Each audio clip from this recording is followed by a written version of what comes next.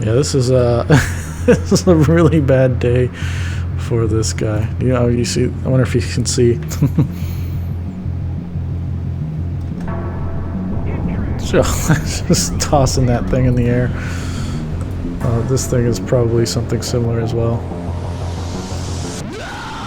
What a photo series. Hey everyone, it's Ryan 1940 here, and we are, oh boy, we've got to do this quickly. We're playing a Sea Power Naval Combat in the Missile Age, and this is the Red Madagascar mission. We've already played one episode of it, and there was a lot going on. We cleared this SAM area out. We've got these helicopters that we got to fly through to get to this resupply area.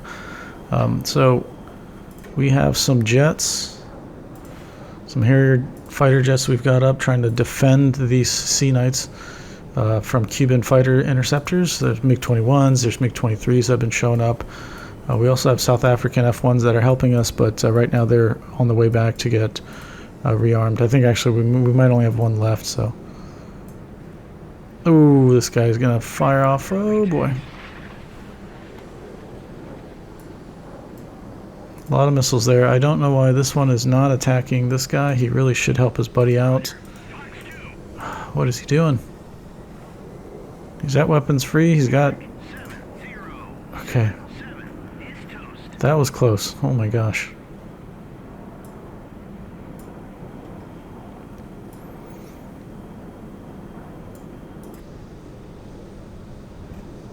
Alright, so we've got Tiger.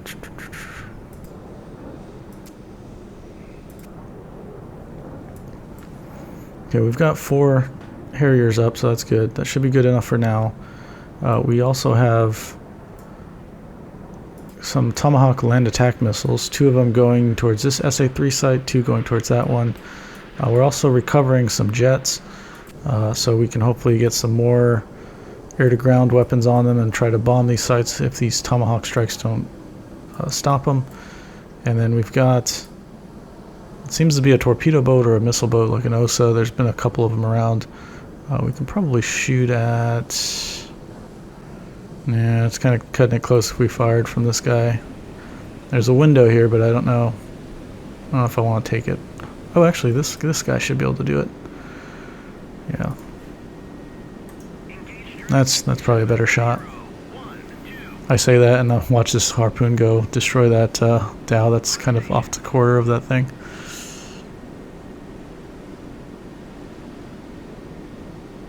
Nice. Never gets old.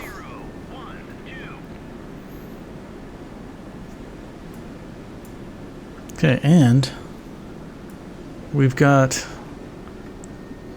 a set of East German boats around here, so there's one right here, and I'm guessing these OSAs are East German, yeah, so they're coming into torpedo range. So this is a South African submarine that we've got on our side.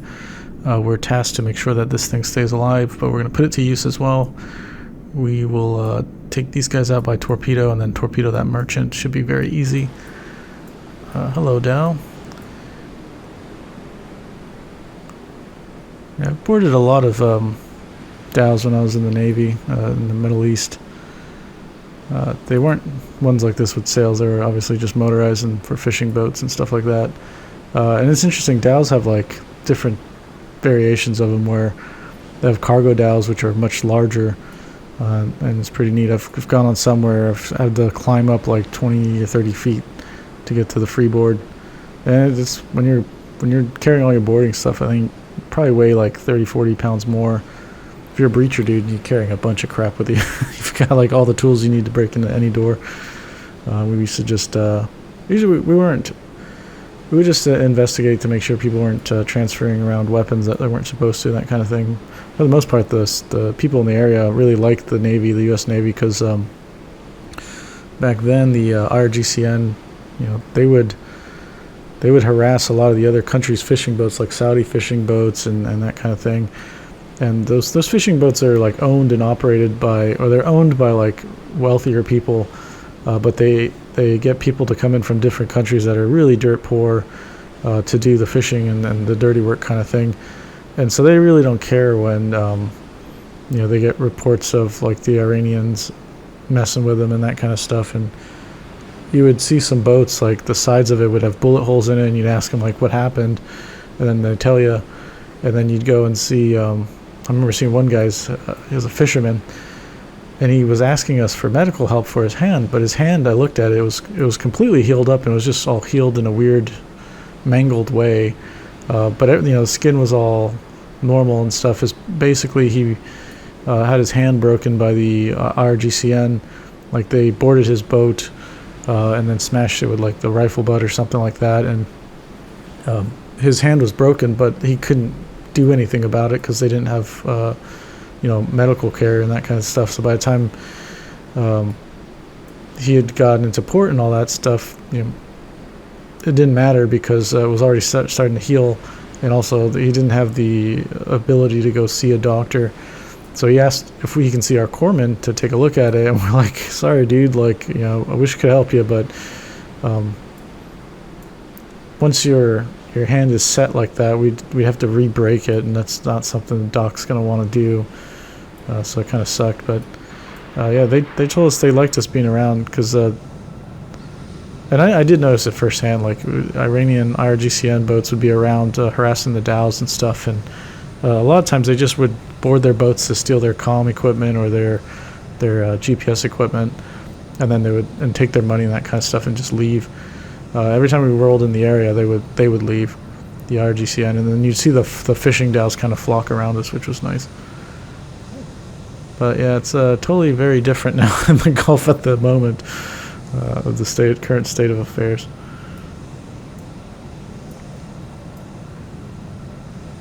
All right, we got this harpoon on the way.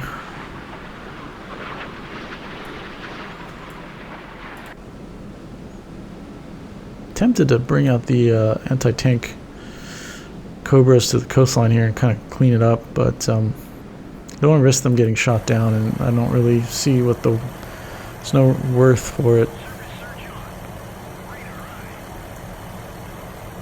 Yeah, this guy can RTV out. I think we figured all we needed to figure out.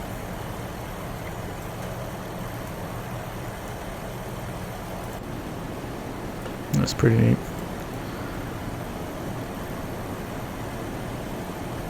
One time I was like back here during flight quarters, and you're not supposed to be back here, and I was hiding because the bridge people can kind of see if anyone's passed. There's a certain line you're not supposed to cross, and I think it's this frame number, so I couldn't come out because they would see that I was violating the thing. But I didn't know that they were going at flight quarters. Eventually I saw this helicopter pilot looking straight at me, because they kind of come straight level with the top here, and then they set themselves down.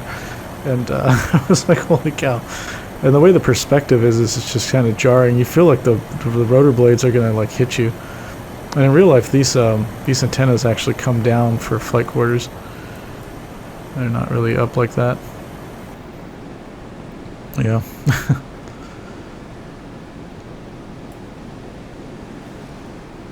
Okay.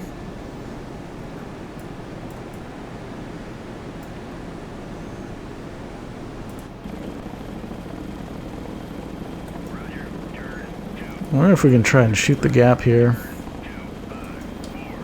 This is a risky proposition because if hostile jets come down like they've been coming down, we're on the backside of these SAMs. These fighter jets are going to have a harder time because they can't cross that boundary. At least we can get them moving there while the Tomahawks are on the way, just to have some movement. Alright, this boat is on the way down. Good.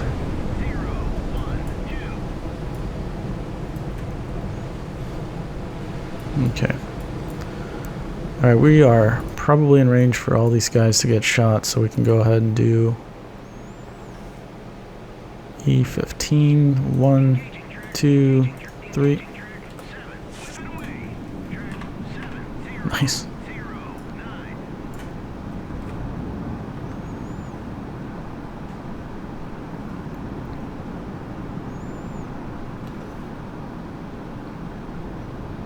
Oh, is that last one out of range? Or, yeah, target too far. Okay. So we'll wait for him to fire on that final one, and then he can make his way towards that merchant that's kind of static, just sitting there.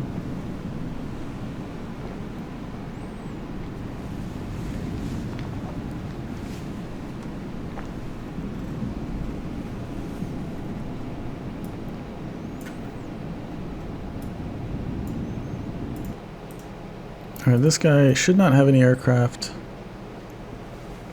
Oh. So after this one recovers, we'll have 2 F1s that we can get set up for air-to-air.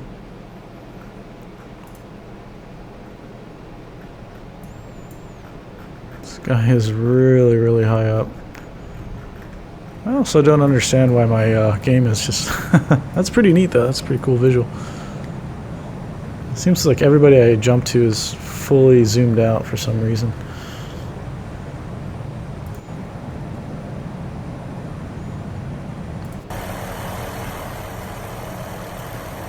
It's a beautiful game.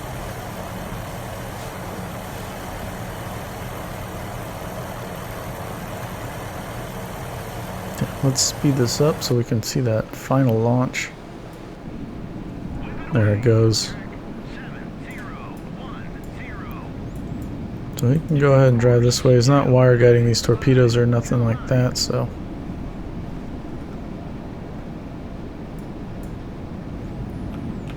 Alright.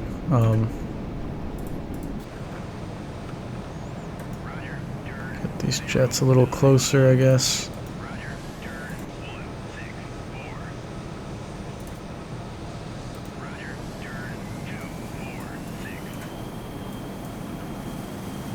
Okay, I think those tomahawks are going to hit before the torpedoes do.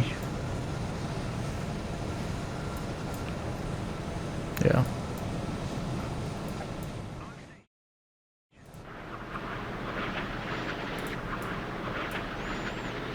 Oh, nice.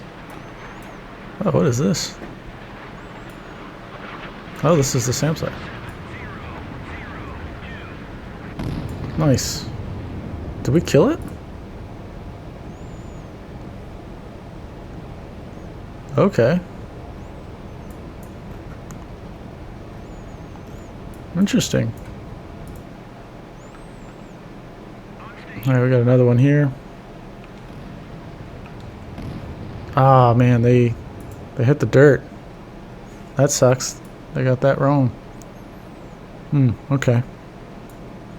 Well, this one's not really important. This one is more vital, so this guy's gonna test the waters and we're gonna see if it's dangerous or not. If it's really dead, then we've got a clear path. There were AA guns around these SAM sites, so it's not safe for our Sea Knights to just go right over the SAM site because there'll be AAA nearby. But that gives us a wider buffer, I guess, to fly to the resupply area and back. And we're gonna really monitor this. Okay, looks, yeah, he's not getting shot at.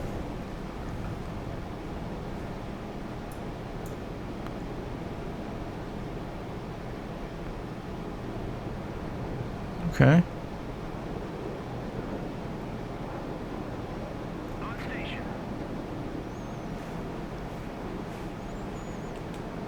All right, yeah. Roger, turn 290. Roger, turn 3. Roger, turn 290. Yeah, so these guys can probably get that close and still be fine.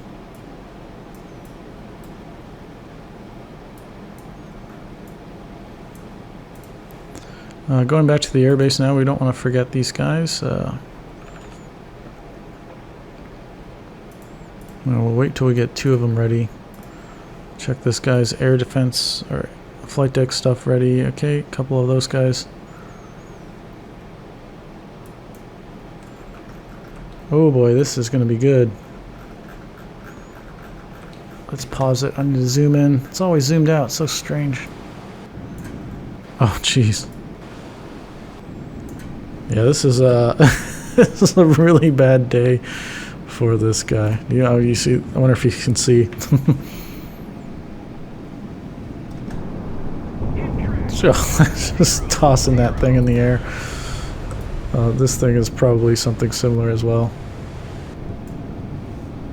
What a photo series. What should we title this series of photos in an art gallery? Getting screwed or something. Whoa, jeez.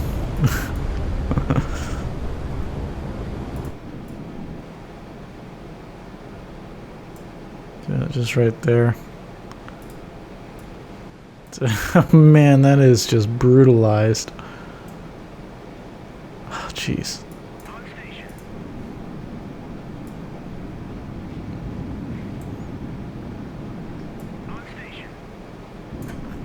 Pretty slow torpedo going 25 knots. Oh, there it comes. And yep, we gotta keep monitoring this because we know that they're gonna keep sending jets, so.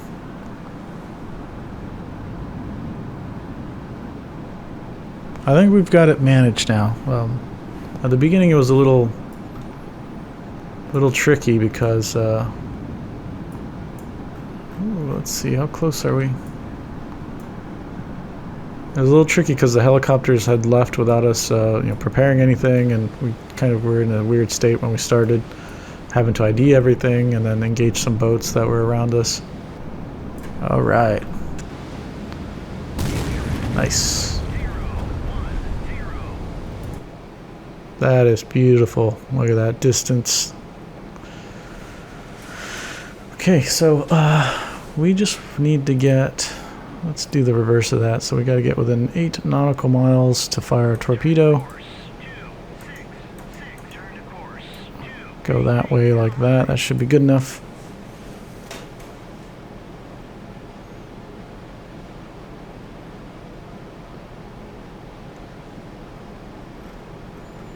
Okay, and then we can probably just, we don't need this stuff anymore. Yep. All right.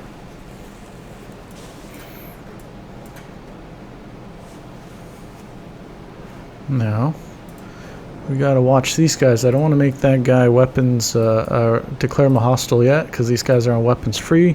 They are going to just charge him into the SA-2 coverage and get shot at by the SAM, so we're gonna avoid that. Wait till he's out. Obviously it puts us at a disadvantage a little bit because they're closing the gap here, but now you should see them all kind of turn in to try and fight him. That's good.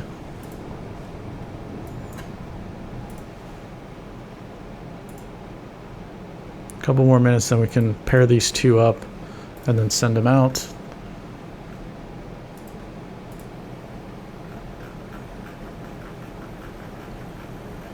Oh, this is the SH-2. What do we got? I really wish these guys had their aircraft on deck because they look really devoid of life without it. Alright, we got a third one on its own. Yeah, I guess we'll wait for that third one so there's a flight of 3 that we can set to air and then send them up this way to relieve these guys, should they need it.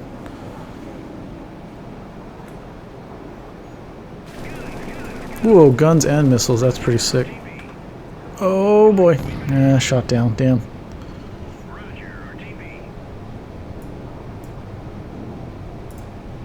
Let's give him a marker, maybe we could try and rescue him.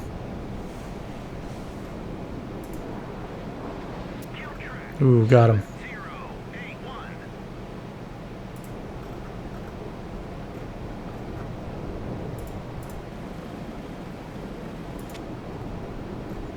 Okay, let's move him up.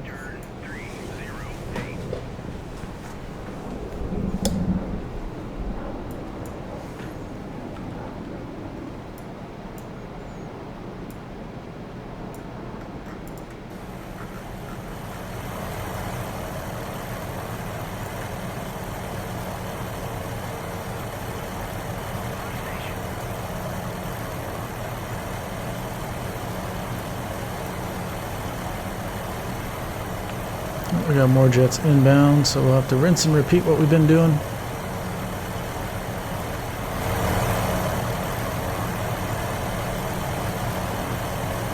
It'll be real cool when we get the SH-60s in the game. We've got mods for them. I'd like to see some SH-60s. I don't know if we will. I think there was a few in service before the period of the game, 1985.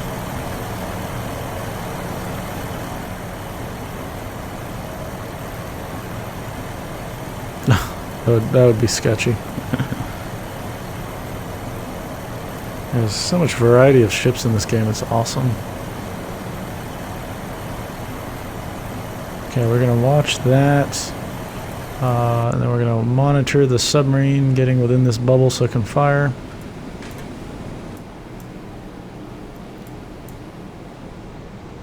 Oh, did he run out of fuel? Oh, he's Winchester. He's got a lot of fuel. What are you doing? You got guns. You got guns.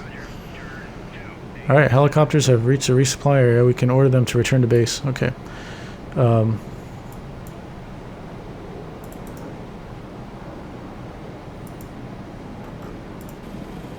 Okay, we can do that, but I do want to find the beacon. Oh, nearest beacon, 62 nautical miles. Okay, so I guess the pilot didn't make it or something. Or is he still floating down to the ground?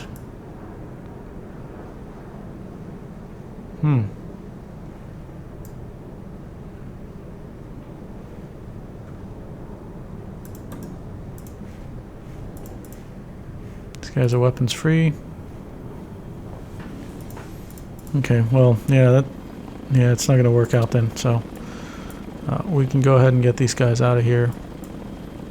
Roger, turn 097. Basically go right towards the Amphibious readiness group.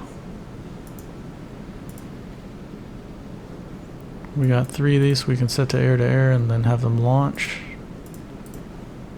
So that'll cover them as they retreat. And then these guys do the same for their F2s. Launch. Oh. Control, eject. Fox 2. Uh-oh, we got some shoot downs happening right now. Track 7085. Is history.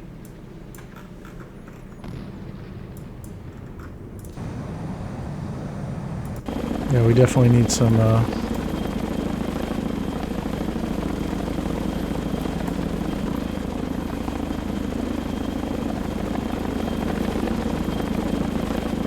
need some backup for this guy now. He's all by himself.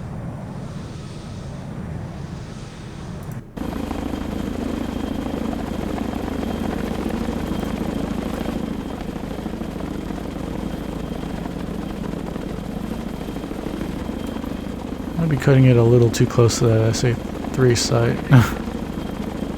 We'll find out.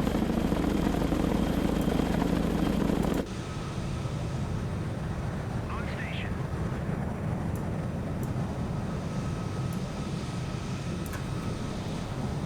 On station.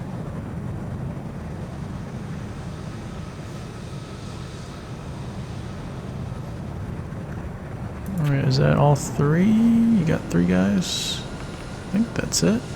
Yeah. Okay, let's have them fly up and relieve these dudes.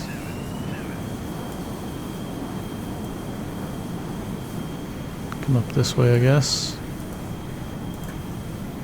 Roger, go to altitude 4000. Okay, those guys can come up this way.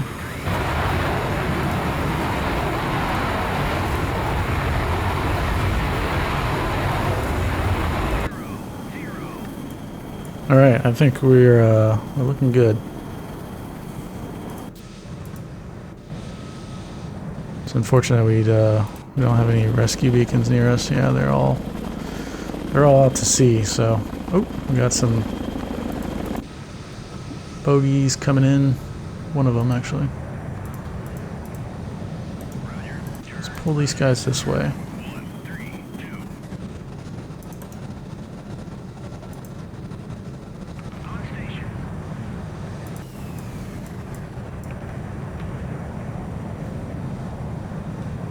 Oh, he's fired a missile. It's probably that right there. Yep.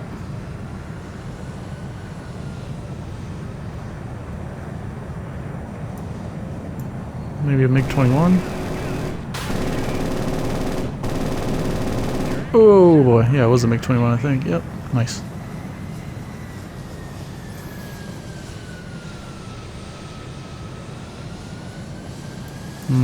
I know you want an RTB, but you can't until we get the other guys on station. You're gonna have to deal with it with guns.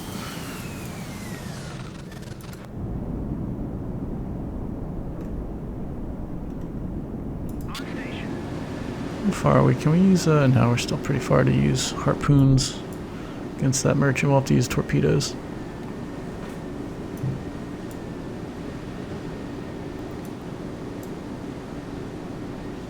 Alright, I think we're good. We can send that guy back home, send this guy back home.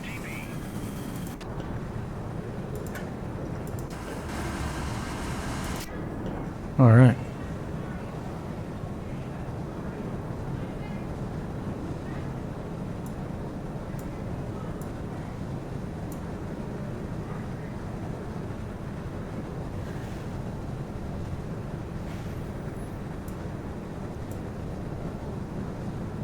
Nice. I think we're all good here. Oh, you can pull the coverage back.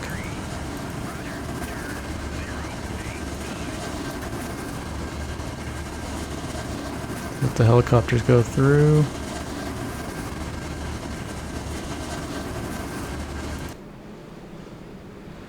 Can we go a little faster? Let's see. On station. On station. Yeah, we can go standard. We just got to get in that bubble, so that's fine.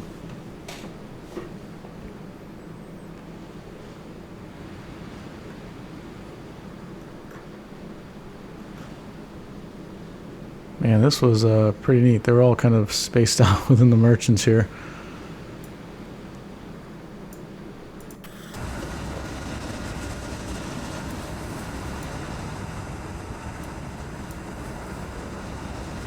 How many aircraft do we have left? Just the Cobras. I was thinking if we had some Harriers, we can probably send them up to go bomb that thing and be pretty cool looking. But we'll let the submarine take care of it. It's just going to take a while.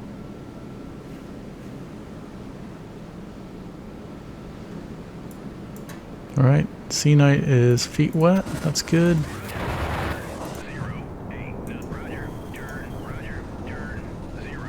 Start collapsing the fighters back. On station.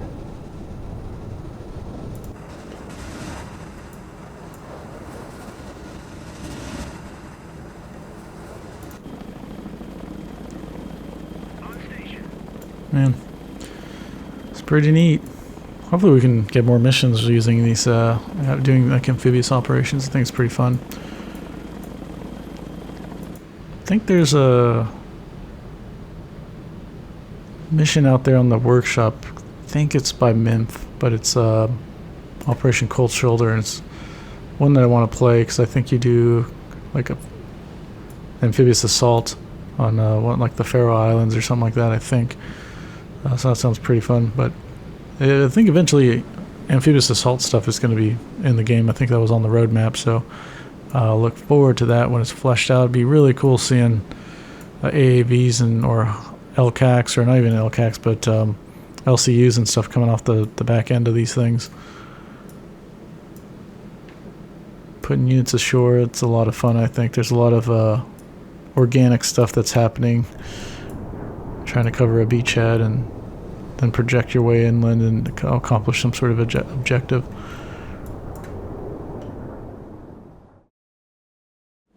Yeah, I think we can just tell this guy to RTB. On station. On station. That is cool looking.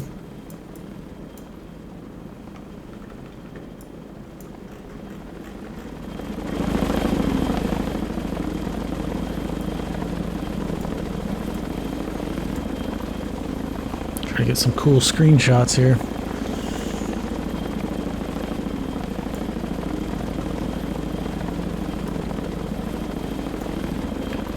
Right. Man, this game is just beautiful. Seeing the things in the distance there. I tell you, it looks like real life. Like the visuals you get. Like, you know, for instance, if you're perspective of like being on the ship here, just seeing the aircraft come around you.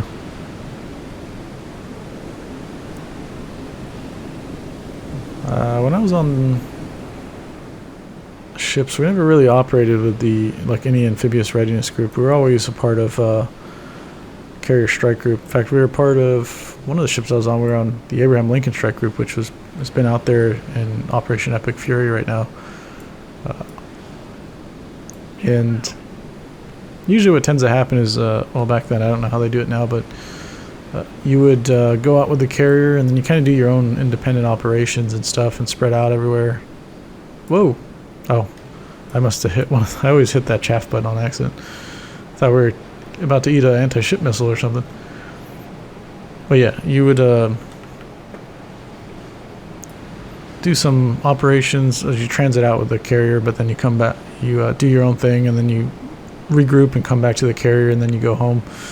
And it was always funny watching the carriers because they're nuclear powered, so they can go as fast as possible. Obviously, this one's not a carrier, but when you cross the date line and you go, they basically let you go home. It's kind of a race to like the next port. And for us, our home port was, and one of the ships was Hawaii. It was Pearl Harbor. And the carrier, the Abraham Lincoln, I think back then was stationed in Bremerton, Washington. So it would go to Hawaii as a port visit. And they would detach from us, and basically everybody was like free for all, get home as fast as possible, right? And the carrier would get there like a couple days faster than us because they had no fuel restrictions because they go as fast as they want. For us, we had to like kind of conserve fuel and not waste it by going like 30 knots or 25 knots or 30 plus knots, and so I think our speed limit back then was like we couldn't go over, was it 15 or 20 knots? It was something, just felt so brutally slow. And the carrier obviously didn't have that, and so it was really funny. They would get home before us to our home port. For them, it was a Liberty port, and then it was always funny watching the if you went downtown in in Waikiki, you would see the Liberty boats, or not the Liberty boats, the Liberty patrols out there patrolling the walking streets where all the bars and clubs were, and they don't know who's who, right? Because the carriers are so big that the shore patrol has no idea who you really are. They just see you as a sailor, but they'll give their sailors a curfew.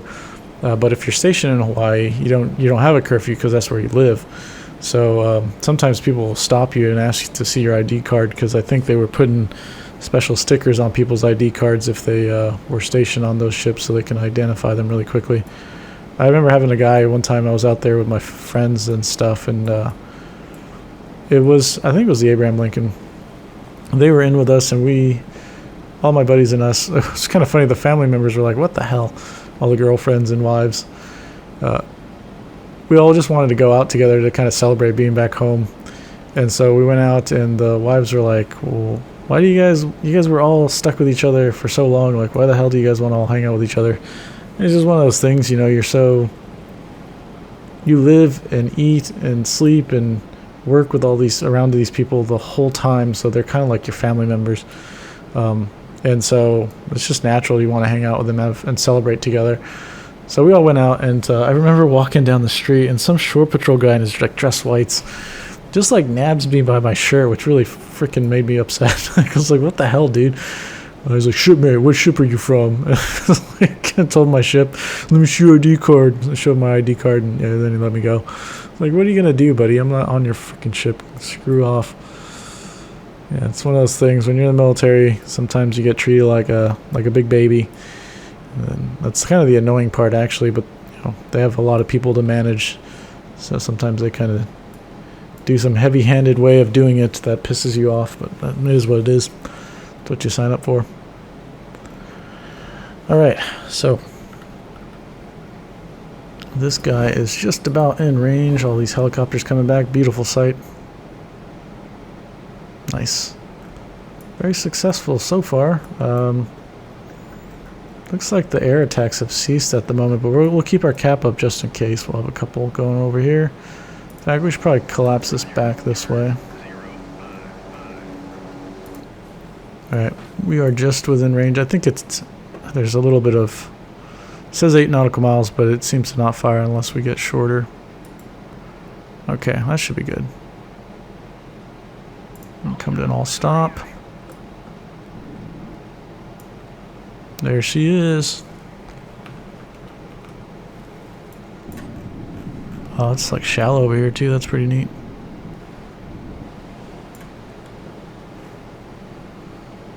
Let's get the periscope up.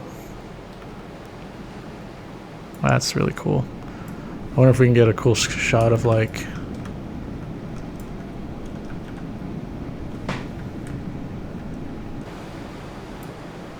maybe not. I think we're a little too far. Yeah, that's all right. Not gonna happen. Okay. Anyways, this guy and I guess 2 will do it.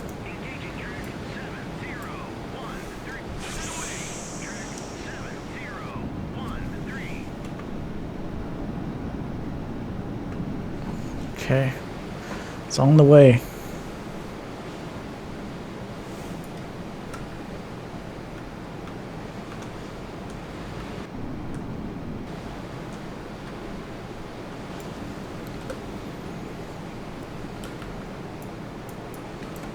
Make sure there's no other jets coming in.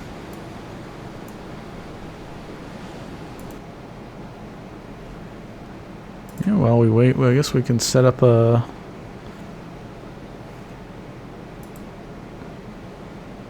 Oh, there's only 2 Harriers, and the other ones that are out here. Well, that's quite a bit of jets. Oh man, I hate to get upset over stuff in the game, but I tell you, the aircraft are frustrating, and they're certainly getting better, so it's good. Just the prioritization and stuff of that kind of thing. If I tell them to cease fire and then they continually want to go after the far away guy versus the MiG-23 that's, you know, a couple miles away, because they're on weapons free, I expect them to go for the closest one now, because this becomes the most dangerous thing that they need to deal with. But I'm sure it'll get there. They've constantly been working on the AI, and obviously a lot of people say they need to work on that. And I have noticed it's gotten better over the years. I mean, has it been years? It's been a year or more. But the game was not quite there when first released. But it's really neat seeing like some of the things that AI will do. Will try to get towards you to visually ID you if they don't have any idea of what you really are. Can we get this guy? Are these torps gonna lock on?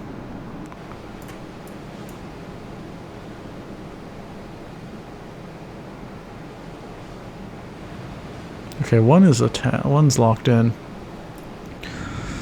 They're acoustic homing, and so my concern was that they were like too quiet, and so I thought, were they gonna miss because this guy's just sitting idle or what? But looks like that one's gonna go, and I'm sure this guy's gonna circle around and get him.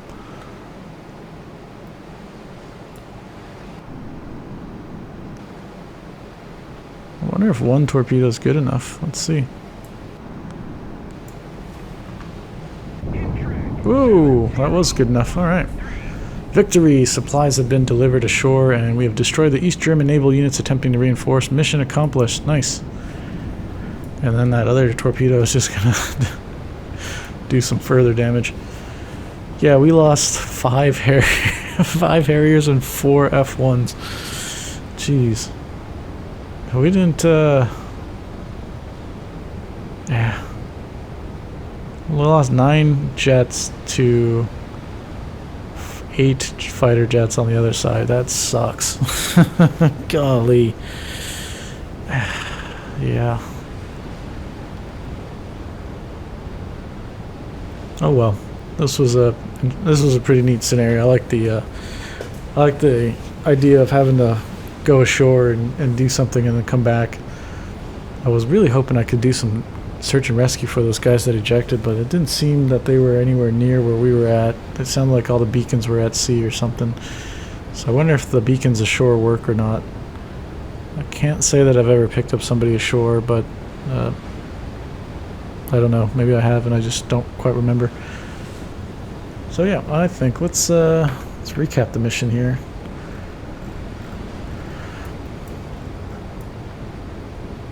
Yeah, so I think when we first started, we had the CH-46s kind of around here, and then these were the SAM sites that we had to worry about, so we drew out the ranges to make sure we knew to fly around them until we destroyed them. And we had the first opportunity to we sent a strike of Harriers to come out, disable this one, so then we were kind of clear on our egress to get out of there. Then the second priority was getting this guy knocked down. We were able to do that with, I think, the, the Tomahawks from Merrill destroyed that. They missed this one, so we just opted to avoid it. And then we also flew over with a Harrier just to test the waters, make sure it was safe. And the whole time, this guy was no factor. It just meant we couldn't chase after the Cuban MiGs coming down. But once they came out of this defensive bubble here from the SAM site, we were able to shoot them down as they came out. Lost quite a bit of jets doing that, but a second torpedo while these guys are sitting in their life rafts. Sorry, dudes. Yeah, we lost a lot of jets doing that, but it is what it is. You know, sometimes you're gonna fight against the AI, and that's how it goes. But overall, dealing with the helicopters was nice. I noticed that they don't seem to crash into the train, which is really good, and they were flying really low. Visually, it looks like they're going through the trees, but I can live with that. It's just not the scope of the game to be that high quality where if they hit the trees, they die, and the AI knows to fly over the trees. That's not a problem to me, I don't think. It was just a lot of fun to just send helicopters in kind of deep and then get them back out. Let's see how far that was. Yeah, like almost 100 nautical miles in, coming in that way and then going through, and that's pretty neat. And then coming all the way back out safely. So none of those helicopters were destroyed, and there was also missile boats, torpedo boats interspaced here, so we had to be careful not to overfly them as they had some CWIS type guns on them. And then we were watching our shots carefully, using harpoons if we could to knock them out when we saw there was an opening, and eventually got all of them. And then of course up here using the submarine, just simply waiting to see when these guys were all in range, and just parked out there waiting under 8 nautical miles to fire off torpedoes on all of them. They have no sonars as far as I know, so they're not going to be able to see what we're doing, so you can go as fast as you want. You're only limited by the battery size of this thing, and then if you need to, you can use your Storkel mask to recharge. So just pop it up like that, and then you'll see battery states at 42, and eventually it's going to go back up. So that's pretty neat. Yeah, this was Red Madagascar. We've successfully accomplished it. This is a part of the base game, so you can go ahead and find it yourself under the NATO scenarios. And I hope you enjoy it. Play it yourself. Tell me how you did. Tell me what you did. Maybe you did something a lot different than what I did. I'm always curious to see how other people play it. I don't really watch other people play the game on YouTube because when I watch YouTube videos, it's basically like tutorials on DCS or something that I'm just, there's something I need to find and watch for a specific reason. So just playing the game, I don't really watch others playing it. Curious but sometimes I am curious to see how people do it, if I've done something differently, or if I'm pretty much the mainstream of how people are playing it. So yeah, let me know in the comments below, and I'll get to them as soon as possible if you have any questions as well. And I'll see you in the next one. Bye.